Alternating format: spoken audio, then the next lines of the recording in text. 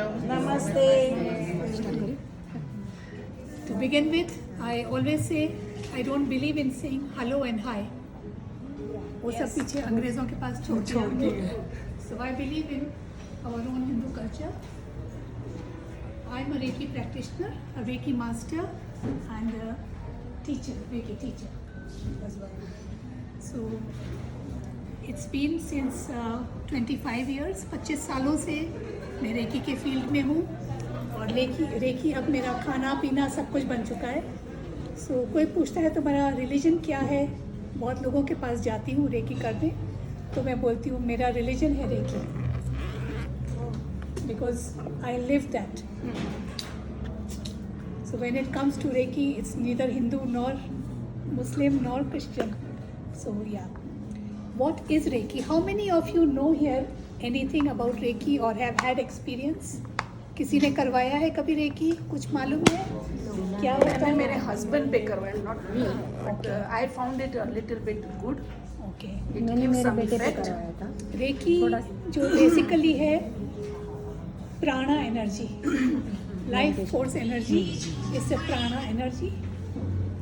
That's the energy which we are breathing in and breathing out every single moment. Reiki is the same in me as it is in you, as it is in you. सब में बराबर है Reiki. फिर मुझ में और आप में क्या अंतर रहा? अगर Reiki सबके अंदर है, अंतर सिर्फ इतना है कि मैंने वो ट्रेनिंग ली है to use that energy. It is the only difference. The moment you learn, you can also be using Reiki on yourself or on others. तो Reiki जो है, it's a positive energy, life force energy. और हम लोग जो हैं, जो Reiki practitioners हैं, हमने खुद को चैनल किया हुआ है कि ईश्वर से वो शक्ति लेते हैं. तो जब हमारे सामने कोई पेशेंट है, तो हम वो पावर को टैप करते हैं, वो एनर्जी आती है ईश्वर की और उसको हम पास ऑन करते हैं अपने हाथों से. बिगनिंग में इट इज़ फ्रॉम हैंड्स. जिस लेवल पे अभी मैं हूँ 25 साल के प्रैक्टिस के बाद, मैं यहाँ बैठी हूँ, मेरे दिल से रेकी कहीं और भी जा रहा होगा अगर किसी को ज़रूरत है. इन्होंने अपने हस्बैंड के बारे में बताया मुझे यहाँ.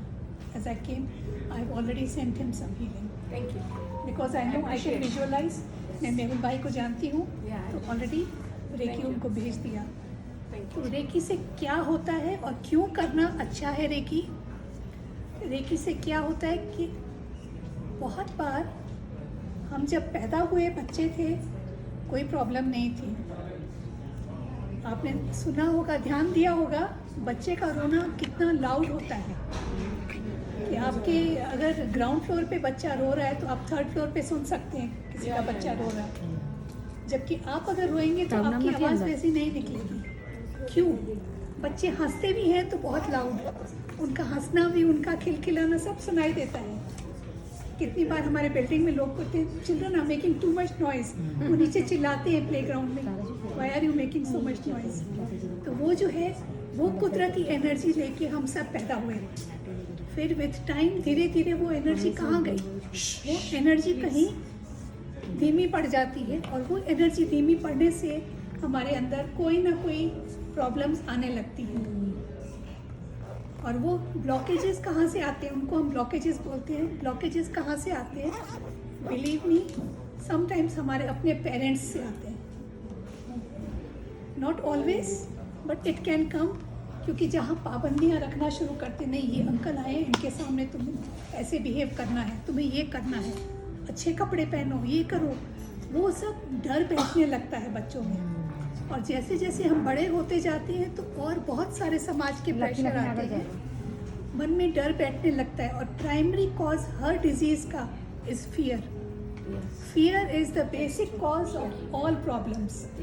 तो चाहे हमारा स्टमक अपसेट हो जाता है, अभी हमारे सामने न्यूट्रिशनिस्ट बैठी है इतनी गुणी, उन्होंने इतनी अच्छी अच्छी बातें बताई और आई थिंक वो भी सहमत होंगी कि अगर अंतर्मन ठीक नहीं है, हमारे अंदर में कोई तकलीफ है, तो हम कुछ भी खाएंगे पिएंगे वो असर नहीं होगा. कॉम्प्लीमेंट करता है. खाना पीना भी बराबर होना चाहिए, लेकिन अपना एटीट्यूड भी बराबर होना चाहिए. तो रेकी से हम वो बैलेंस करते हैं. तो जब रेकी एनर्जी पास होती है तो धीरे धीरे वो ब्लॉकेजेस कहीं ना कहीं घटने लगते हैं। आई वोंट से कि एकदम चले जाते हैं। तो रेकी से क्या होता है, अगर किसी को लाइक से टूथ एक है, हेड एक है, तो समथिंग लाइक दैट 1-2 सिटिंग में, कई बार सिर्फ एक ही सेशन में वो पेन चला जाता है। लेकिन जहाँ लॉन्ग टर्म डिजीज़ है, कोई किसी को घुटने में दर्द है, तो वो आप समझो कि एकदम से रेकी करने से चला जाएगा, नहीं, ऐसा नहीं होगा। उसके पीछे बहुत सारे कारण होते हैं, क्योंकि अगर हड्डियाँ ऑलरेडी घस रही हैं या उनका लुब्रिकेशन ख़त्म हो गया तो वो रेकी से एकदम रिजुविनेट नहीं हो जाएगा, पर दर्द ज़रूर सहने लायक हो जाएगा, कुछ कम होने लगता है। और हमने ये देखा, मेरे तो 25 साल की प्रैक्टिस है with cancer patients. Every week हम लोग फराजा जाते हैं। मैंने ऐसे हमारा ग्रुप है रेकी हीलर्स का, लोटस हीलिंग सेवा group, and I am the founder member of that group. 20 साल हो गया मैं वो ग्रुप चलाते हुए। और फराजा कैंसर सेंटर 15 साल पहले बना है।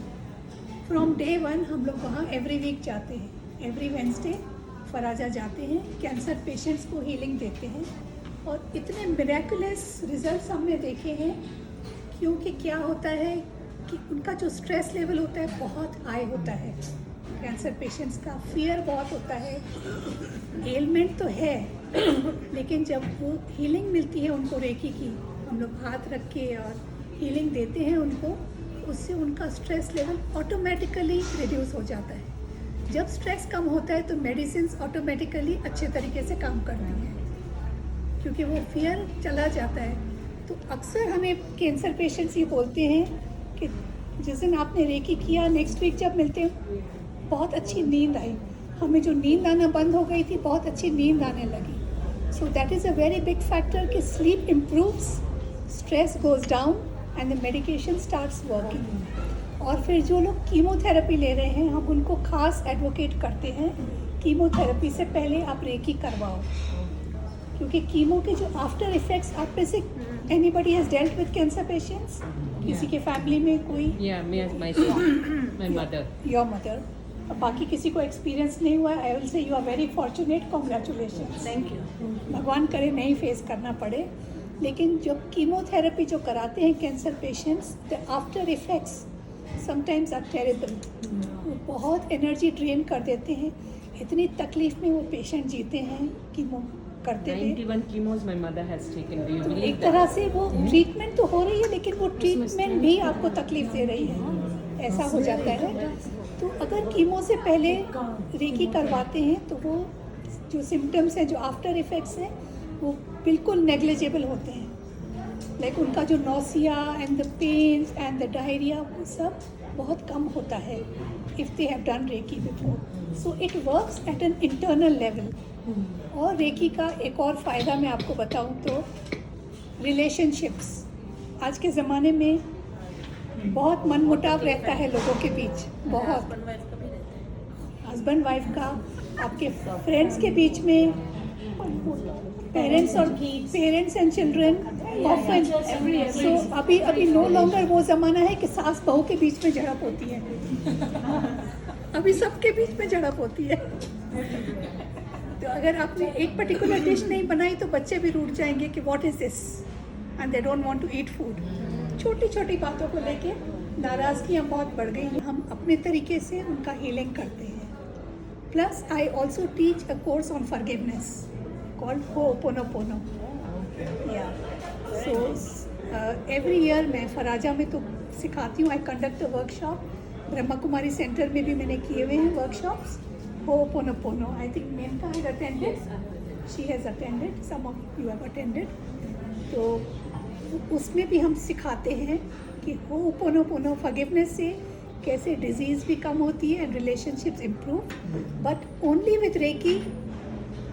If you tell us that हाँ हम दो जनों का ऐसा है या मेरे फ्रेंड्स के बीच में ये झगड़ा है, we start working on that with Reiki and you will see the difference. I don't have to meet the people. पहले उसका नाम ही देना है और सिर्फ उसका नाम, हाँ। only नाम, ओके। थोड़े डिटेल्स हम मांगते हैं, हाँ हाँ थोड़ा तो बहुत जितना डिटेल्स भी डिस्टेंस हो आप कर सकते हो। जी अच्छा किसी भी डिस्टेंस पे अच्छा। हम लोग कर सकते हैं। अच्छा तो और हमारा ये भी दो तरीके से होता है रेकी। एक तो हमारा जो ग्रुप मेंबर्स करते हैं, as a group we don't charge, it is a free healing but it will be a lengthy process. अगर इंडिविजुअली कराना है तो I am a therapist, group के और भी कोई मेंबर्स हैं जो करते हैं। We might charge for it, we might not charge depending on the case. आप